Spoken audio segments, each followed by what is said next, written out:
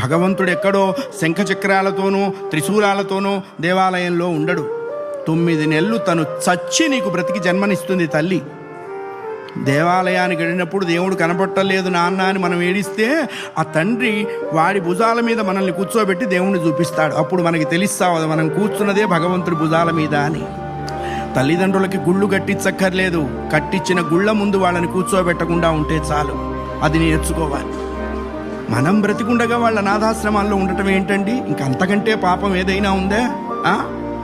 కాశీలో యజ్ఞం చేస్తే వస్తుందా? రామేశ్వరంలో అన్నదానం చేస్తే వస్తుందా? జన్మనిచ్చిన తల్లిదండ్రుల ప్రధానము. వాళ్ళని నువ్వే సేవించాలి. భగవంతుని సేవించకపోయినా నష్టం లేదు, బోల్డు మంది ఉన్నారు. జన్మనిచ్చిన తల్లిదండ్రుల్ని సేవించాలి, అది కర్తవ్యము.